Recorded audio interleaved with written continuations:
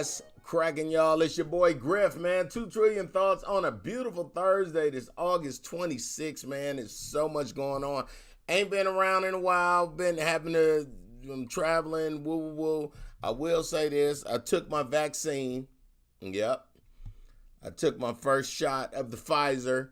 I have been praying for a year and a half. Lord, do I take the vaccine? Do I not take the vaccine? And then when I finally was like, I don't know if I'm going to take it, I got asked to be on the Tom Joyner cruise in November, and everybody performing got to take the vaccine. I appreciate that, baby. I appreciate that. That's for my wife. So me and my wife took the vaccine last Friday. She was sick. She felt real tired. Her arm was all Friday. I was going like this. You ain't going. I was slapping my arm like I had heard everybody say how messed up and discombobulated their arm is. So I made sure I ain't have none of those problems. So got ours Friday. We'll get the next one next month sometime. A lot of stuff happening. It is my countdown to 50. I'm gonna be half 100. The homie is half 100. That's what it is. The 3 H's. The homie is half 100 on September 30th. And I've been exercising and getting ready for it and walking into it. And today is day 26. My wife and I changed how we eat, working out, everything. But I just wanted to take a second real quick. I don't know if y'all know this, brother, but this is my dude, Bone Hampton. I just found out from Chocolate, comedian Shanita Morris, about, I don't know, I think like an hour ago, that Bone been in the hospital for the last 10 days. He actually has a GoFundMe. I think they're working on raising $50,000. They've raised $15,000 already. I just want to read a little bit about this. Help a beloved father and comedian rebound from kidney and congestive heart failure. He goes by so many titles: Christian comedian, actor, friend, son, advisor, confidant. But the most important title of all is dad. For decades, Bone Hampton has brought joy and laughter to so many lives. He's traveled the country, uplifting downcast hearts and promoting laughter that encourages the spirit. He has devoted countless hours to honing his craft while inspiring and teaching young comics to do the same. By traveling to city after city, Bone has made a living providing for himself and his son. Now he's experiencing the fight of his life, and he needs our financial support. Because of the pandemic, opportunities to work in the entertainment industry disappeared. But during the summer of 2021, doors began to open and life on the road seemed to be returning to normalcy. Unfortunately, another unexpected setback has beset him: congestive heart failure from my guy. Bone, I love you, man. You know I love you, dog. You are the Raiders, my man. What up to the homie Aricio watching from Sao Paulo, South America. That is so cool. Brazil, from Sao Paulo and Brazil. How about that? If y'all have a chance, go to Bone Hampton, send some prayer that way. Make sure you love on him. His everything is at Bone Hampton, BoneHampton, at Bone Hampton.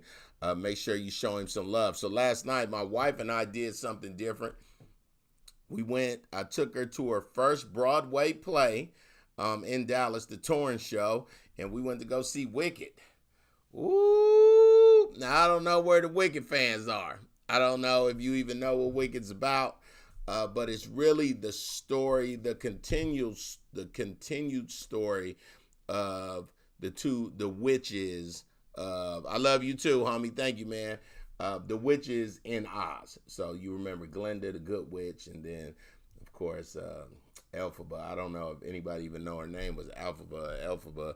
They called her Elfie, but the green one was Elphaba. The white one is Glinda, and it's very funny. It's great music, but my wife was killing the game yesterday. You understand me? Woo! You see her right there? Hold on. Can I get some? Wait a minute. Let me get my own. Yes. She said, if you're going to take me somewhere, let me kill them real quick. She was killing them last night. She just got that dress fine wife, loving on my wife real quick. And then, you know, your boy, I didn't even know it's funny because we dress in different bathrooms. We got separate bathrooms. So I ain't even know she was wearing beige. You could have saw me in all red. I just happened to put on beige in my hat. So that actually worked out. Wait a minute, I want some too. Shout out to Griff. We see you, Griff. Yeah, we had a great time, man. It's in Dallas. I think it's here till about September 5th. That's me always trying to be all romantical. Let me see. I'm about to kiss her. I'm not about to kiss her. You know, it just, and then here we go. I don't know if y'all know how men really look at their wives, but here go. I just labeled this nasty. See, she is trying to be serious, and I'm in her ear. Whispering horrible, proper married people stuff in her ear, and the person was trying to take a picture. They was trying to take a picture of us. Shout out to my fine wife. How about that? She was killing them last night. But what she not killing today is going to the movies with me to go see Candyman. She is not about that life. She don't like scary movies. I actually do. And I'm going to go see it right after this. Excited about the show tonight. Got to tell you about the opportunity that I just got. Thank you, Arizia. We look great. You're very mantical. I had a ball. Hold on. Will she still say that? Hold on. Will she still say mantical? So mantical, I was going like this. I bet you ain't got no boyfriend. That's what I was doing in the picture right there. For the people that's just watching the audio, it's a very provocative. No, it ain't that provocative. She looking very serious. I'm in her ear like I ain't even know her. You understand me?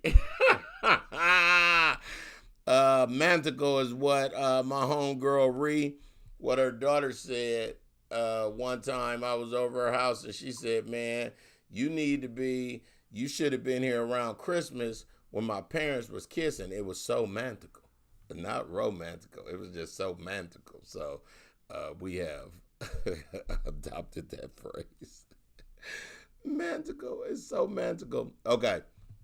So my podcast has been getting a lot of looks, right? Thank you, Lord, for that. Well, a big South African show. They want to bring my podcast onto their show and just international stuff. Y'all know how I think I'm South African anyway. 1,000%. I'm 1,000% South African. My wife said I was getting my sexy on with my boyfriend. I know that's right, but listen, if he don't call you later on, ma'am, holla at your boy. So I want to get right into it. This dude's name is David Cow. David Cow, when I think of comedians in South Africa, ladies and gentlemen, ladies and gentlemen, David Cow.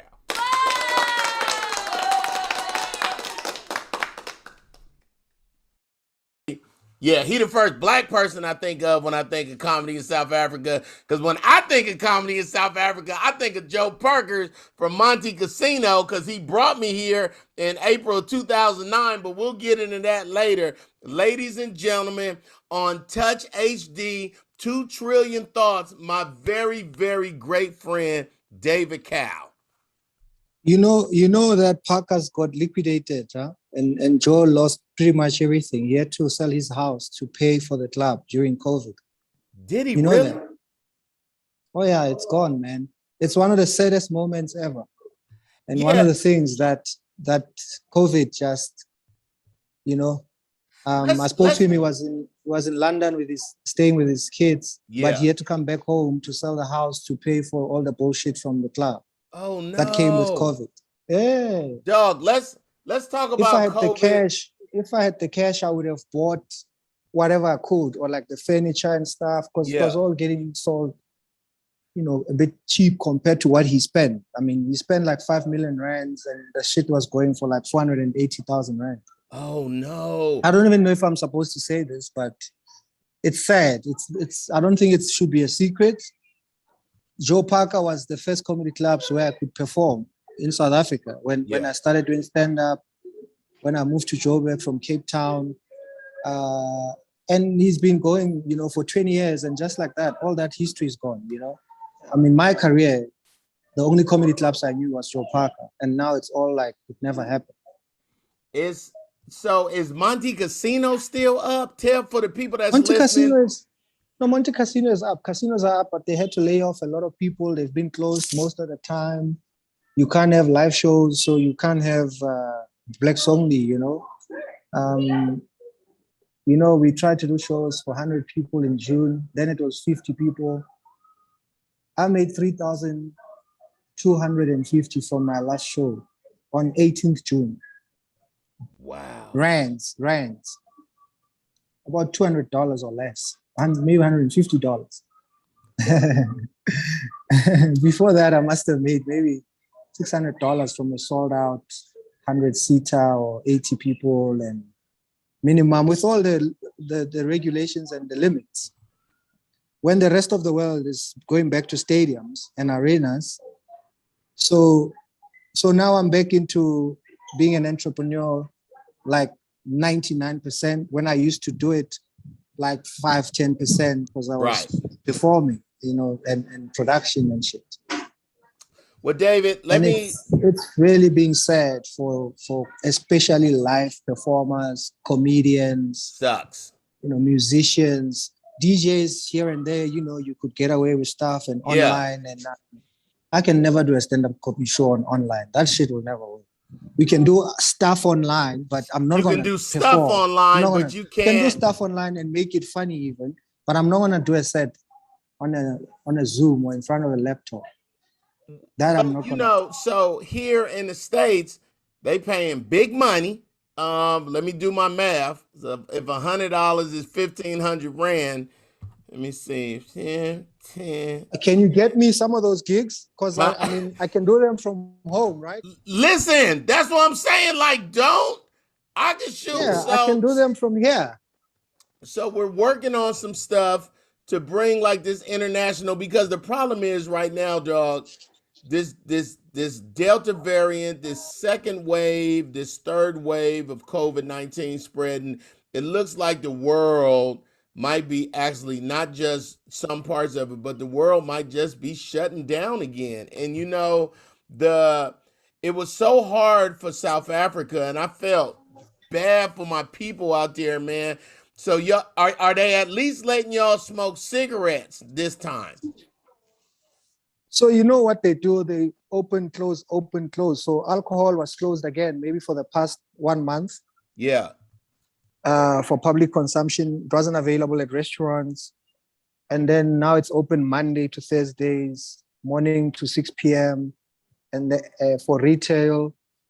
Then restaurants, 7-8 p.m., you need to stop and lock up and start locking up. And then there's still a curfew at 10 p.m.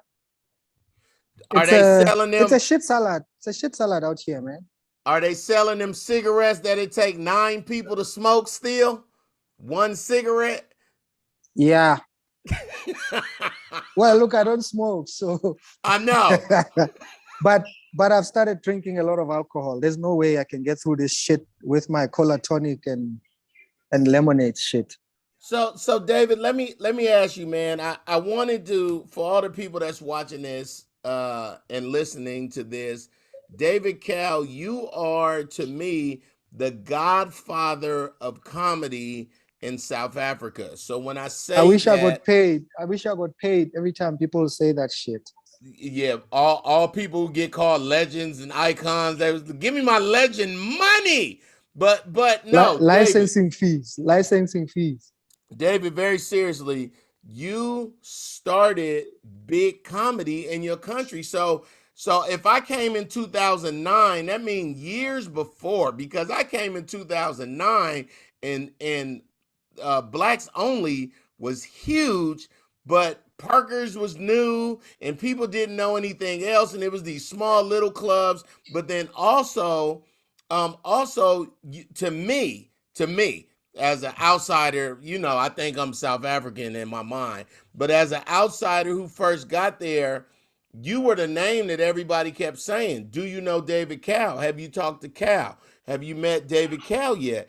And what I was like, I gotta meet him if everybody was talking, but I was looking at a video that me, you, and Trevor Goomby did, dog, and My David Cow's house. David Cal's house. But you, for the last 7, 8 years, you've been saying, hey, we can syndicate ourselves. We can get content and sell it. We don't need to go to studios. I got cameramen. I can shoot it. So what happens to that, all that knowledge? Basically, you spoke the internet radio and stuff into existence, even touch HD. Like you've been saying we can all get on, we can all have our own day parts. Where is your mind with the big brainy David Cow stuff for South Africa right now? So Griff, probably one of the things I did with my money, both stupidly and maybe thank God I did it, I've recorded almost every single show I've done in my entire career in the past 20, 21 years, maybe less 2 years of COVID. So I've got the first Blacks Only 2004. Wow. On some fucking camcorder, small, 1 camera, 2 camera. Everybody bumping into the tripod. Loiso Gola, Kim Engelbrecht, who's been on Flash now, and she's done like tons of fucking amazing international shows. I've got Trevor Noah's first ever Blacks Only with his dreadlocks, haircut, him and Eugene. So I've got pretty much maybe 4 years before Blacks Only, right? When I brought Dwayne Perkins, Gray Barnes, Pierre Edwards, William Woody. Yeah. Some of those shitty shows or are on those small camcorder tapes somewhere in my house or wherever. And then Blacks Only 2004. And pretty much some is 1 camera here, 1, 2 cameras there. Some it's 6 cameras with full edit. Yeah. So now I'm starting to sit and just be like, let me just watch all this shit and do something and start talking to some people and talk about South African comedy, the real history of sort of at least South African comedy from my perspective, or at least the history of Black comedy in South Africa and Africa. I was the first person that brought Basket Mouth to South Africa. Course. And So that's where kind of now I'm saying what you're asking me all those years, what am I doing with all that knowledge? So that's on the one side, right? And obviously my passion was finding other funny Black people. So I stopped doing that because I was spending my money all those times and it's unsustainable. I wasn't getting any sponsorships. There's no government money in what I've done. Right. So unfortunately, someone like a CSA that I could have taken to where Skumba is at the moment, I can't do that anymore. I could do it for Skumba. I can't do it for 5 other people. I could do it for Chris Mapani or Tapelo Tips, Sam Kunaiza, but I could do it for 10 other people. But then I can't afford to spend my own money on that stuff anymore. Exactly. But when the money comes back, I'll probably do it again because I love doing it. I didn't make money from it, but I want to do it because I know there's like 20 other CSA, Skumba. I saw Dylan Oliphant yesterday. Because everybody remembers on the brink of we just need a TV show or a movie or a radio show. I directed, wrote, produced like over 20 movies for Mzansi Magic, Mnet. Again, I was spending more of my money on them to make them look the way they did because they were supposed to be low budget films, right? So now I'm gonna be like, okay, let me put together my show reels. Let me do this. Let me package that. Let's put together this footage. I've toured in the Eastern Cape where I found out CSA was hitchhiking to my shows to open for me, but he never told me. So he'd say to me, can I open for you in PE? And I'm like, cool. And then I leave PE, I'm going to Port Alfred. I travel with him. And then I'm about to make a right from the hotel, drive to Joburg. And then I find them outside the hotel gate on the other side, about to hitchhike to Mthatha. And I'm like, what the fuck's going on here? I'm like, what? I mean, the audience must know PE to Mthatha driving is like 11, 12 hours, right? Easy. From Joburg. So you're hitchhiking for 11, 12 hours to go and open in a comedy show and be an opening act. Then you want to leave, hitchhike another 5, 6 hours from Port Alfred to Nelson Mandela. You pass Nelson Mandela's house in Kunu to go to Mthatha. Then I was like, what do you mean? So now I end up giving them a lift and I drive to Mthatha. Now I'm in Mthatha. I'm not supposed to be in this comedy show with like 40 people. You know, I have to tell my wife, babe, I'm not coming home today. Right. But I have filmed almost all of these fucking stories I've told you. Driving to Makufe for 10 years. I've filmed most of those shows. I've filmed us in a taxi, in a convoy with my Chevrolet cars when GM was sponsoring me. I remember. So all I'm going to do now is sit and look at what I did with my money and try and get my money back.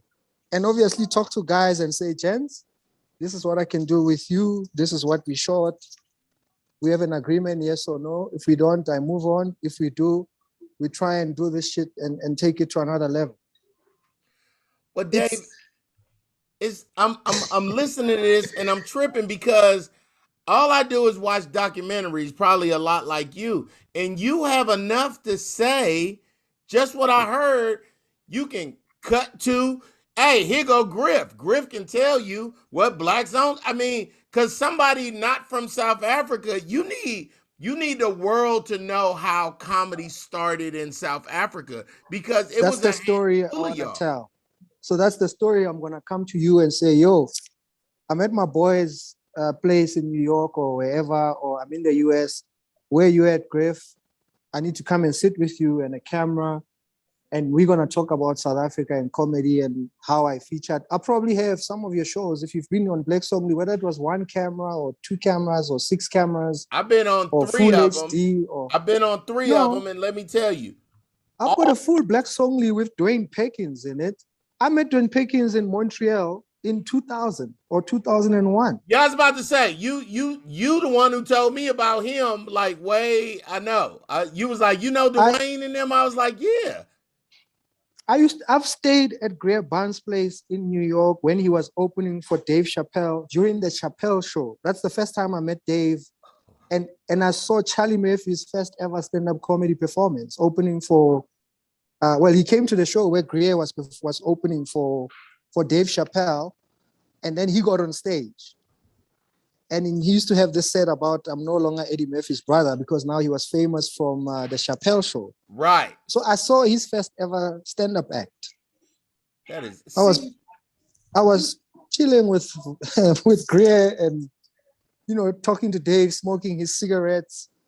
And then in 2018, during the Global Citizen, I was with Dave Chappelle and Naomi Campbell at Mandela's house and Kweku Mandela and Daba. It was a my fuck. Dog. So let me tell you what happened. I'm here for it. I went to Montreal in I think 99, 2000. Yeah. When I was the first black and all that shit. I went there to do 3 shows at Club Cola Norte in Montreal at Just for Laughs. Then I was booked for Best of the Fest. Then I was booked for the show where they had just black comics. That's where I met Dwayne, but this was in Montreal. I was booked for one show. I was given 7 minutes for the 7:30, 7 p.m. show. Then I was given 11 minutes for the 9:30 show after that. Then I ended up which is headlining time. Then I was put in Best of the Fest. I've got tapes of me. My manager at the time took me to the fucking Mandela shop in Nelson Mandela Square, bought me Mandela shit. So I've got this on tape, right? Where I'm in Montreal. I've got 1 or 2 gigs where I'm rehearsing. And I do my Mandela impersonation and the audience is like, we don't know what the fuck you're on about. Yes. So now I do. And hold on. And let me just tell the audience, Montreal is a predominantly French-speaking country or province in Canada. Province in Canada, Quebec. It's very French. If you don't know French, Montreal ain't fun. So now, the guy introducing me at those shows, so this is maybe 2000, 2001, right? Yeah. And I want to fast forward to when I was in Montreal in 2017, 2018. I went to a comedy club, and the guy who introduced me in 2001 was the MC. I think I was opening for Tom Segura that year in Montreal. Or I was hanging out with Tom, and then I got on stage and, ended up going to Russell's house and all that. Yeah. But this guy, when he introduced me in 2001, my intro over 3-4 nights was, hey, every now and then a legend drops by in comedy. That didn't happen tonight. Welcome your next actor, David Carr. You are lying to me. I probably have this on tape on my hard drive somewhere. So when I say to you, I have recorded almost every single comedy show that I've done in my life. Yeah. I'm saying the 4 years I did Comedy Blackout before Black Songly, when it was just me, Tsepo Mokhali, Kagiso Lediga, Ronnie Mudimola, the 4 black comics in the country, Riyad Musa and them, Joey, I've got that, right? Yeah, Joey. Then I started doing Black Songly. Yeah. Then I started doing Black Songly in 2004. I've recorded most of the shows. My one-man shows, I've got a one-man show special that I recorded in Soweto in 2016 or 17. And then I just thought, okay, we'll see. I'm looking at that right now. There's a Black Songly 6 cameras at the Gold Reef City Casino, Trevor Gumbi, Skumba, 6 cameras, full HD, I was on that one. I remember. I remember that one. Yeah. But hold on, David, explain, because people are watching saying, I thought he was African. Why is they doing Blacks Only show? Explain the concept behind Blacks Only. So the main idea was, all my career when I started, for like 2-3 years, I was performing just white people, right? And that was purely because that was the industry at the time. So I had all this content and material that I could not perform. Then we did Comedy Blackout for like 3-4 years. And then I said to my manager at the time, Roddy Quinn, we're doing the king size comedy shows. I want to perform to black people.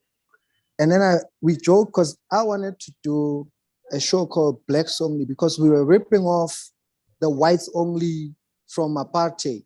Yeah. Like from the South in America. Yeah. So it was a take and a play on the fact that there used to be places where only white people could go. Absolutely. Or black people weren't allowed. And even the first poster we did, we went to Zoo Lake, we found a toilet that still had a sign that's got that blankes net or swartes net, which is no blacks allowed or whatever in Afrikaans, where we did the shoot for the first Blacks Only poster.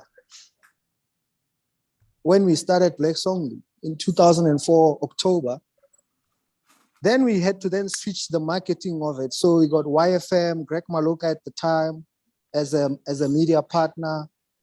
You started talking to black newspapers, to specifically advertise for a black audience. But the main thing was, if black comics want to perform in any language, they should, but the show is predominantly still 99-95% in English, right? Absolutely. And you still have white people, colored people, Indian people coming, maybe 10% of the audience love the show, come back over and over, always white people in the front row seats.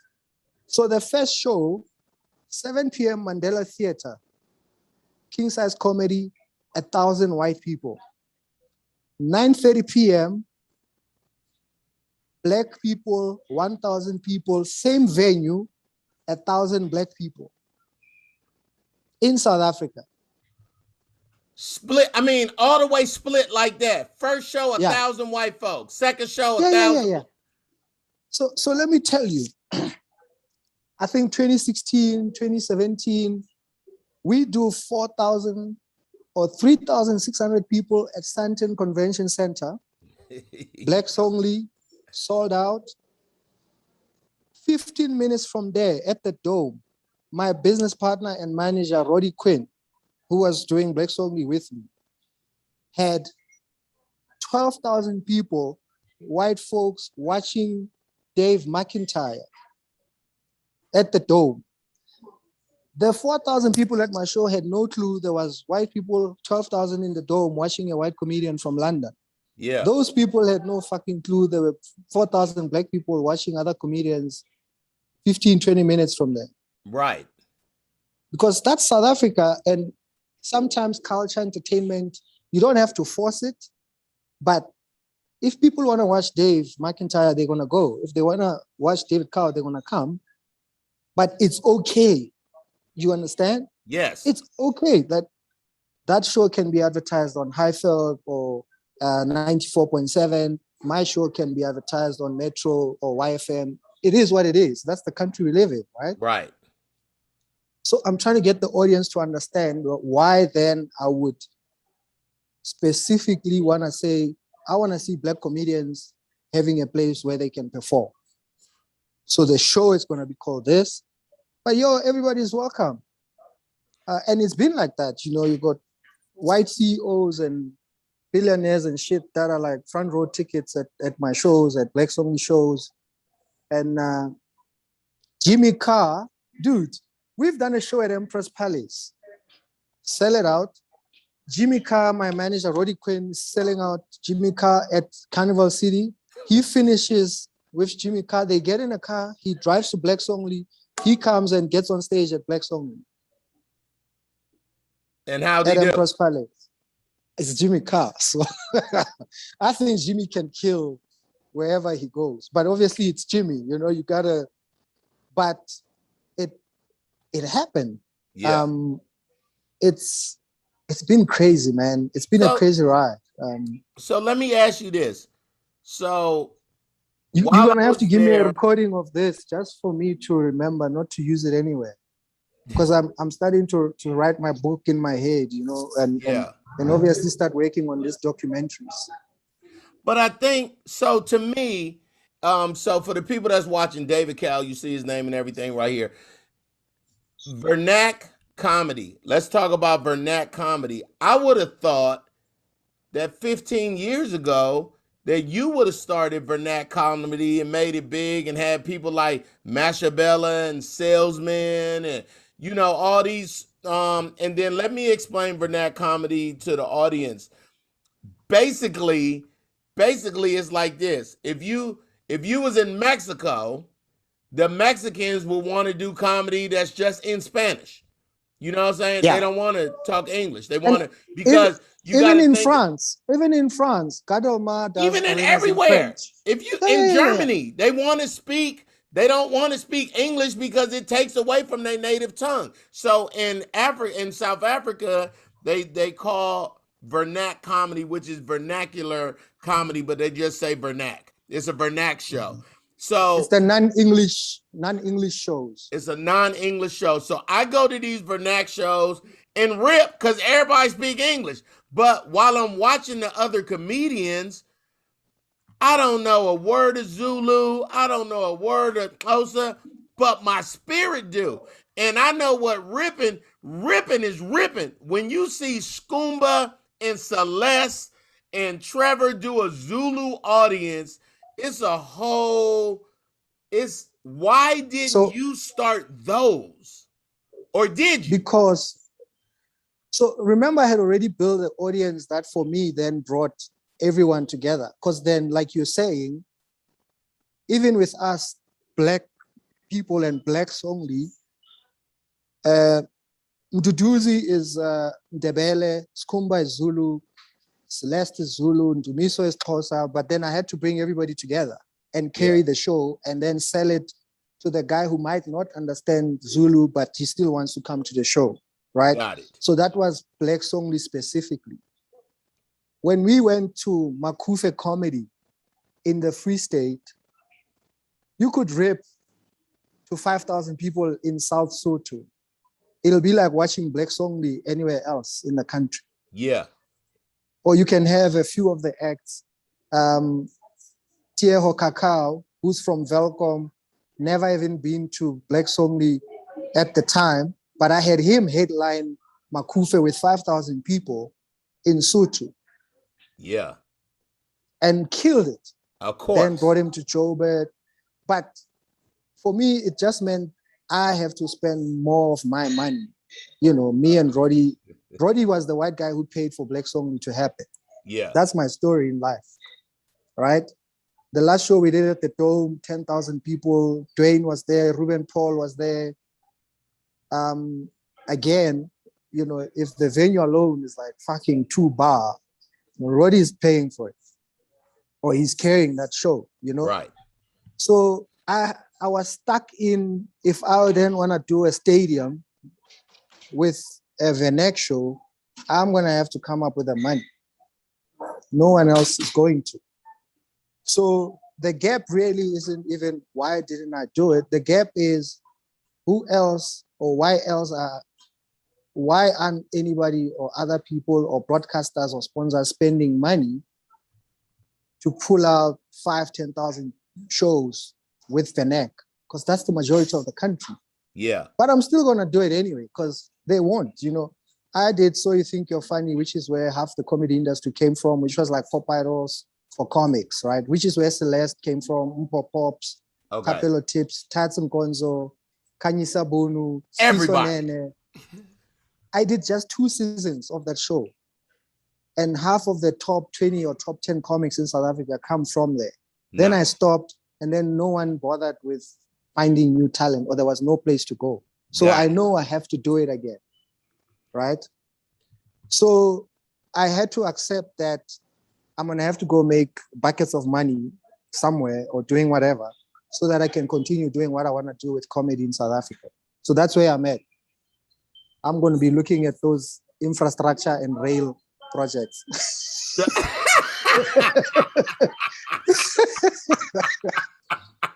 So if the Taliban wants to fix rail and infrastructure and roads in their country, I'll be there putting in a tender and trying to talk to the Taliban guy with his AK-47 on some.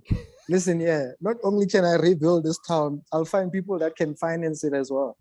I know. See, that's why you get to be the godfather. But also that I can take the money and get comics in a fucking jet or a bus, and we go to Kenya, we go to Tanzania, we go to Nigeria, we go to Ghana. That's the next phase of my life. Well, that's where it's at. So David, first of all, I love your entrepreneurship. I love your. This is a great story for the people that are listening. But I want to tell the people to book me. I can perform online. I can just talk. Hey, remember that? So remember when the lockdown first started? I think me and you talked for like an hour and 45 minutes. For free.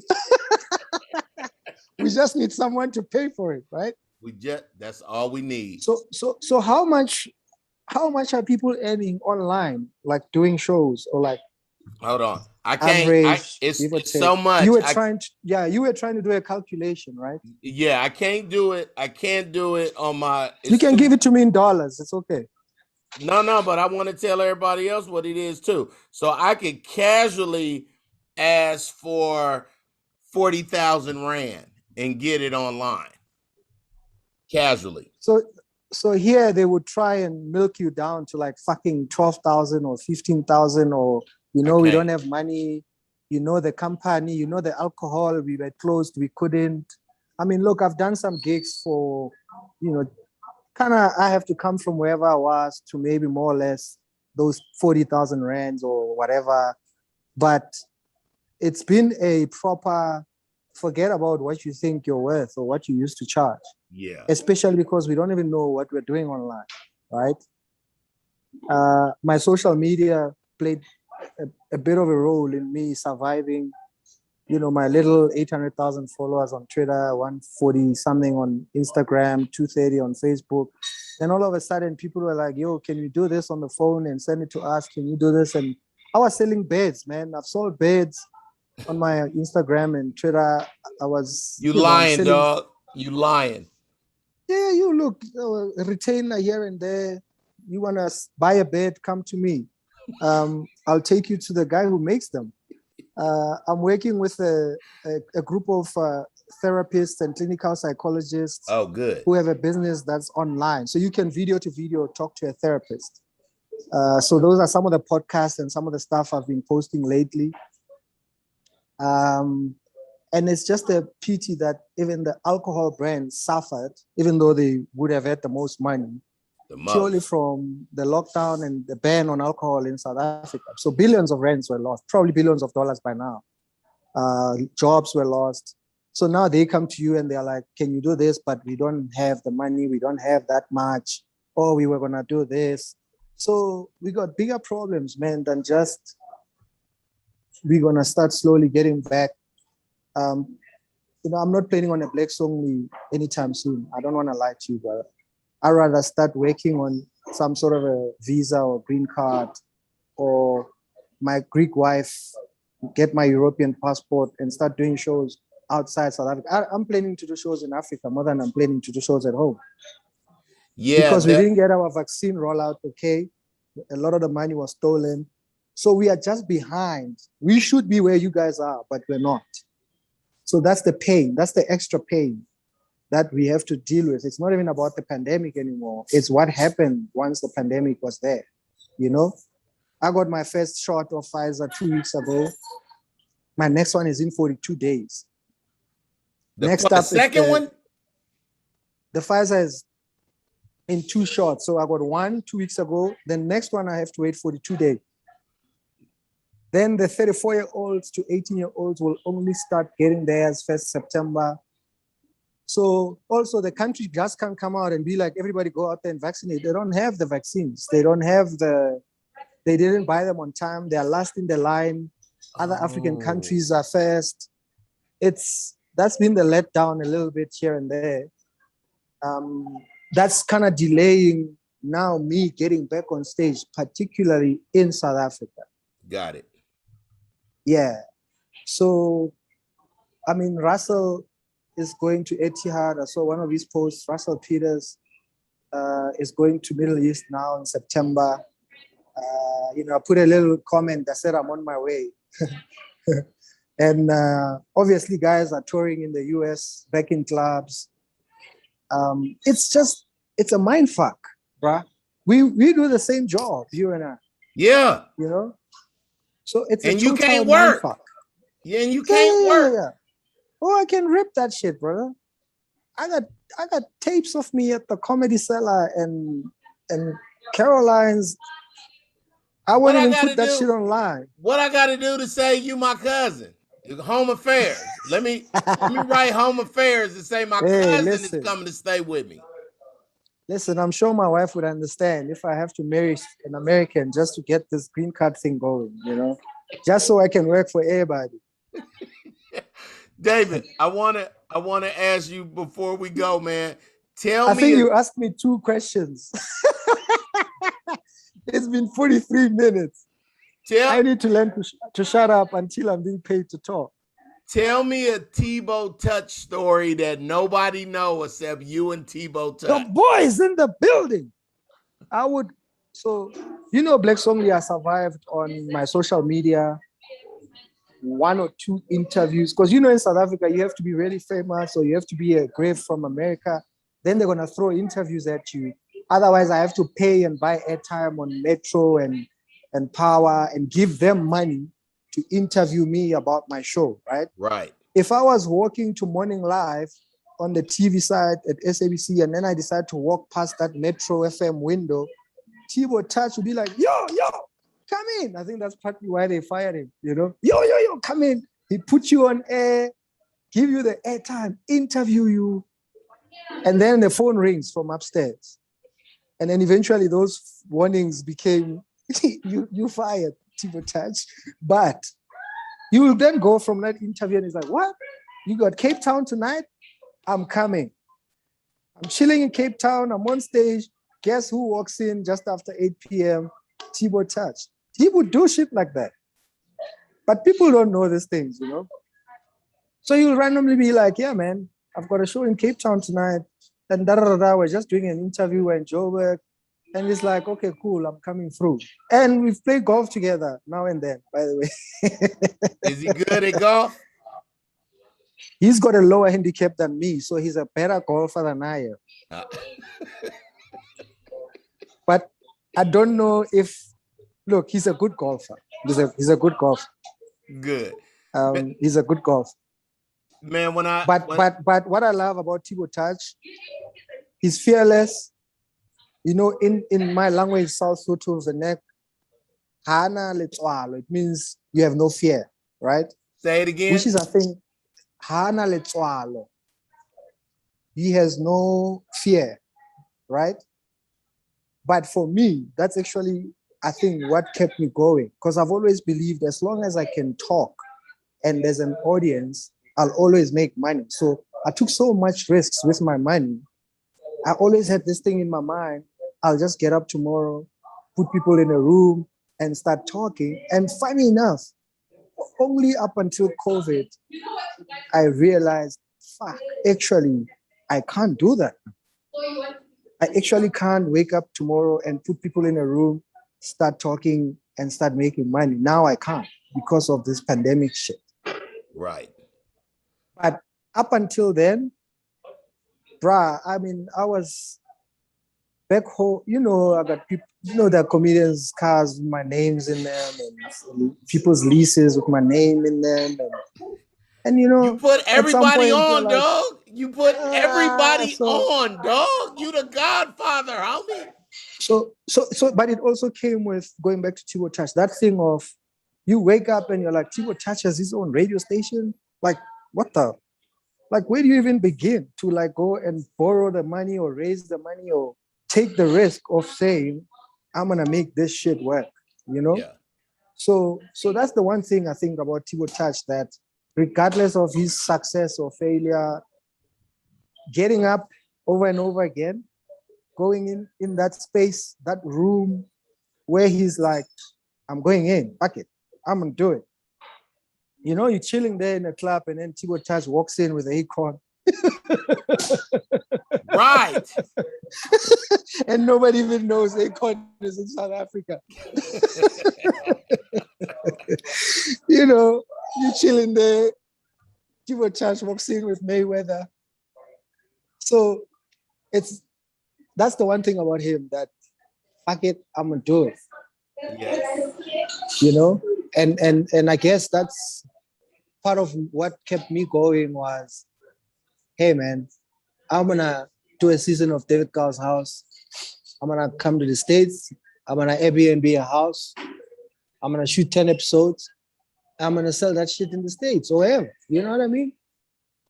But when you think about it, you're like, what the, like, really? You're gonna live here? And I'm like, why not? You know? It's the only way, man, especially now. If you wanted shit, if you got dreams, if you don't do them now, brother. If you don't do any them day right is now, tea time.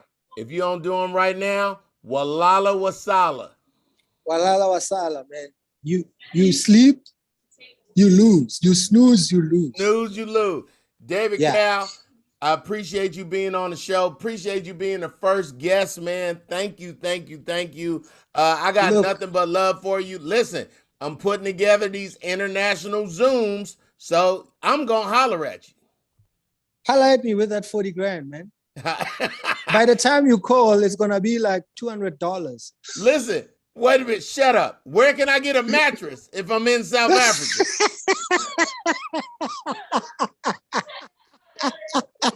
Send me a DM. Nigga selling box springs. Send me a DM with your size and height and weight. I love you, man. I'll talk to you soon. Yo, brother. Love to your family. Be safe. All right, babe. What a time. Oh man. Ooh. That was fun. That was fun. I am on my way to go see Candyman by myself because my wife don't like scary movies, but I also just realized it is it's National Dog Day. You see what's going on. I like that. Wait a minute. Can I come over here and see myself? Shout out to my dog, Madison. I will see y'all next 30. Y'all stay blessed. 2 Trillion Thoughts doing some great things. I will be telling you about them soon. Holla. 2 trillion thoughts. Come on. 2 trillion thoughts. With GRIFF. 2 trillion thoughts. He's got thoughts from the west side. And he took it all the way to the east side. Everybody just feel the vibe.